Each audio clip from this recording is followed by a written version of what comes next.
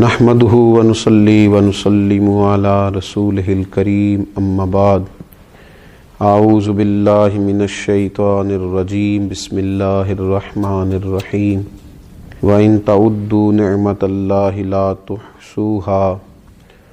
صدق اللہ العظیم اللہم صلی علی سیدنا ومولانا محمد معدن الجود والکرم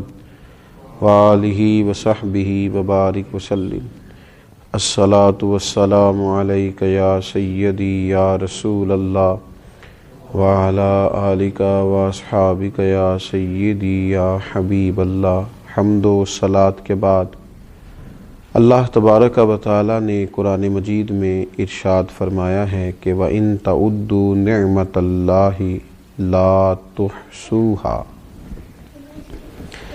فرمایا اگر تم اللہ کی نعمتوں کو شمار کرنا چاہو، گننا چاہو تو گن نہیں سکتے۔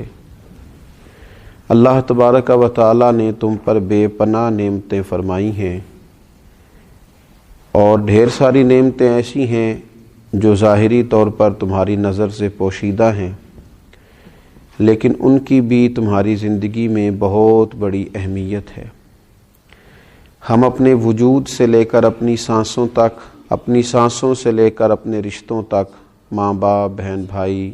بچے، اولاد، اگر ان سب چیزوں کو غور سے دیکھیں تو اللہ تعالیٰ نے بے پناہ لاتعداد رحمتوں سے ہمیں مالا مال فرمایا ہے۔ اللہ تبارک و تعالیٰ نے جس شخص کو شعور کی آنکھ کھولنے کی توفیق دی ہے، خیر اور شر میں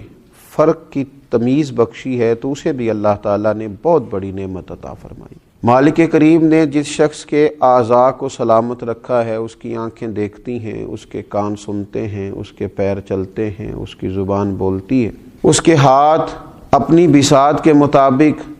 کام کرتے ہیں، تو یہ رب کریم کی بہت بڑی نعمتیں اس کے ساتھ شامل ہیں۔ اور پھر اگر اللہ تبارک و تعالیٰ نے اسے دین کی کچھ سمجھ عطا فرمائی ہے، سجدے کا موقع دیا ہے، عبادت کرنے کی توفیق عطا فرمائی ہے، وہ روزہ رکھ لیتا ہے، اللہ کی بارگاہ میں قیام کر کے کھڑا ہو جاتا ہے، سجدے کی صورت میں اپنے رب کے حضور جھک جاتا ہے، تو یہ بہت بڑی نعمت ہے۔ یہ مالک کا بہت بڑا احسان ہے، یہ اس رب کریم کا اپنے بندے سے محبت کا لازوال رشتہ ہے کہ اس کی بارگاہ کے اندر انسان کو حاضری کا موقع میسر آئے۔ اللہ تعالیٰ کی بے پناہ نعمتیں ہیں جن کا شمار رب کریم کا قرآن فرماتا ہے کہ ممکن نہیں ہے۔ ہم نے کرنا کیا ہے؟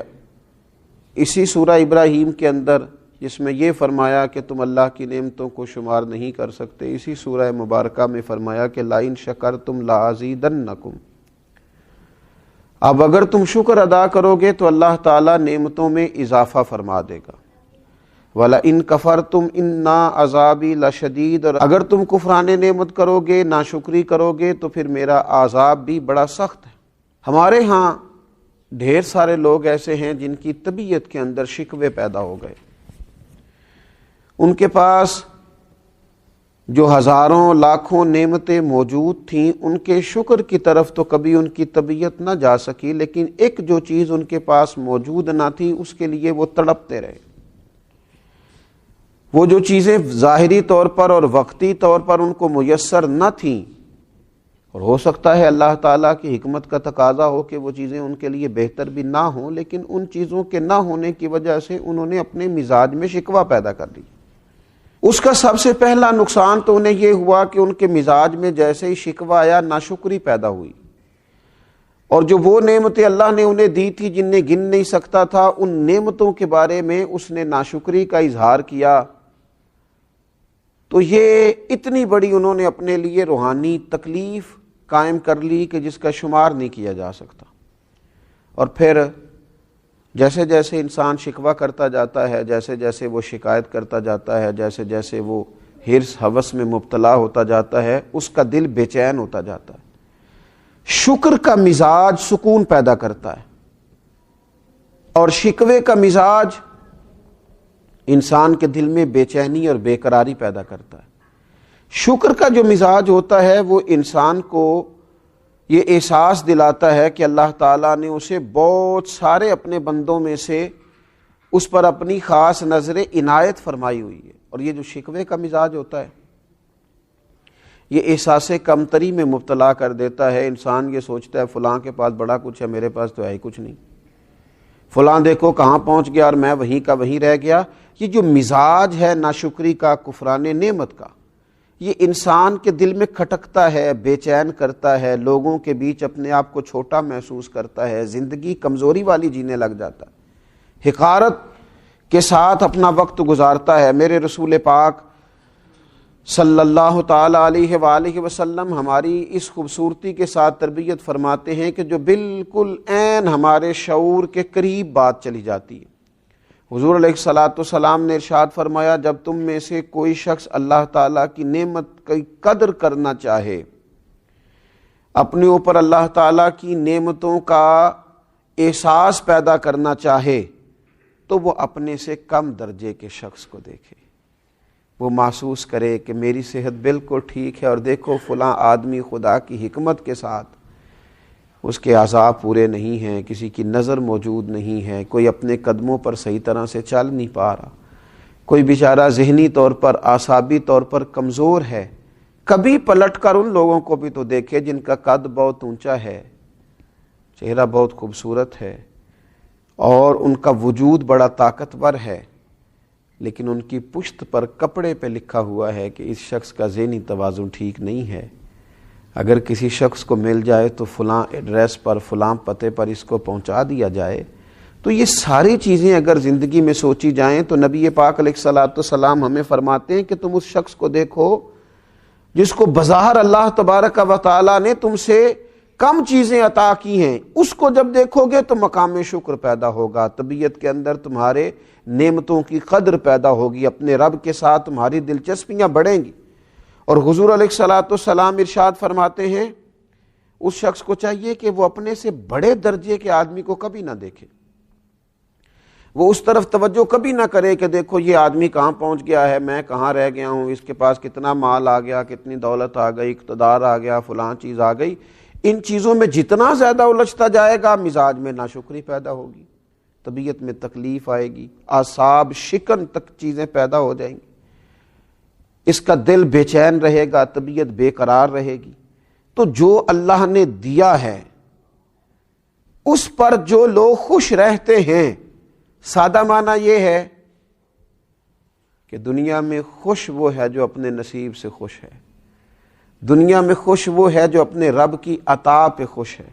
دنیا میں خوش وہ ہے جس کو اللہ تعالیٰ نے جہاں کھڑا کیا ہے وہاں وہ پورے ذوق شوق سے کھڑا ہو گیا،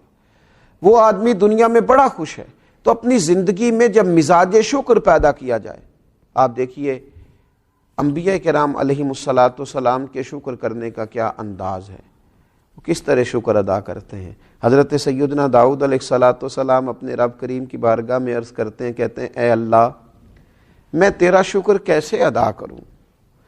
تو مجھ پر نعمت کرتا ہے، میں اس کا شکر ادا کرتا ہوں تو ایک نعمت اور فرما دیتا ہے،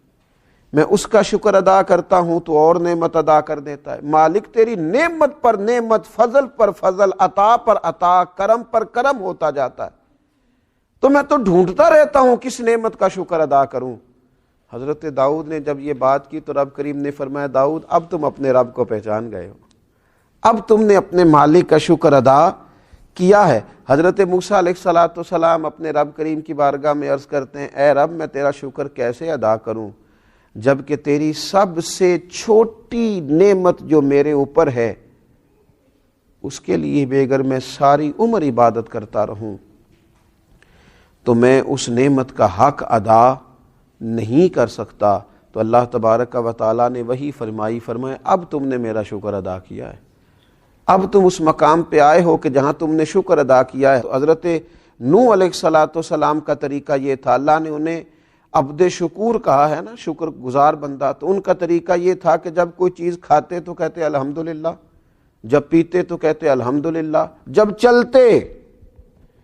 فرماتے الحمدللہ اس نے چلنے کی توفیق دی ہے، جب کپڑے پہنتے تو کہتے الحمدللہ۔ تو اللہ تبارک و تعالیٰ نے نا ان کو عبد شکور کہا، فرمایا یہ میرا شکر گزار بندہ ہے۔ اور میرے نبی پاک صلی اللہ تعالیٰ علیہ وسلم کا شکر ادا کرنے کا طریقہ تو یہ ہے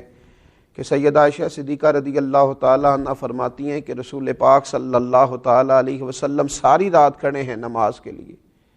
اور اتنا کھڑے ہیں کہ حضور کے مقدس قدمین شریفین میں ورم آ گئے۔ میں نے عرض کی یا رسول اللہ صلی اللہ تعالیٰ علیہ وسلم، آپ کے صدقے اللہ اگلے پچھلوں کو معاف فرمائے گا، اتنی مشقت کیوں کرتے ہیں؟ تو فرمایا افلا اکون عبدا شکورا، میں اپنے رب کا شکر گزار بندہ نہ بنوں؟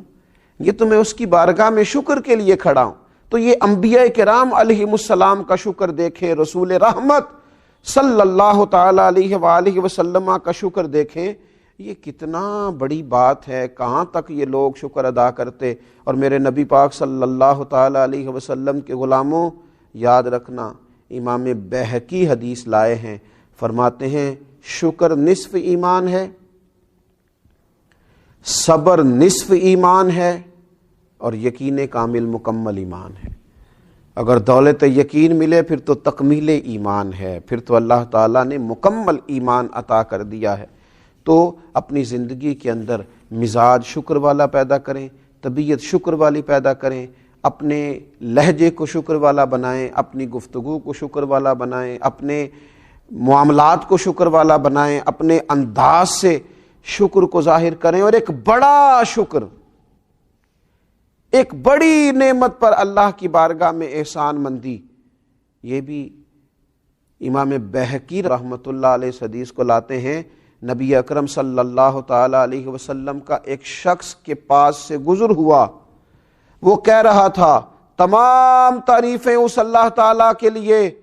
جس نے مجھے اسلام کی ہدایت دی، جس نے مجھے رسول اللہ صلی اللہ تعالیٰ علیہ وسلم کی امت میں رکھا۔ نبی پاک صلی اللہ تعالیٰ علیہ وسلم نے اس کی بات کو سنا تو فرمایا تم نے بڑا ہی عظیم شکر ادا کیا،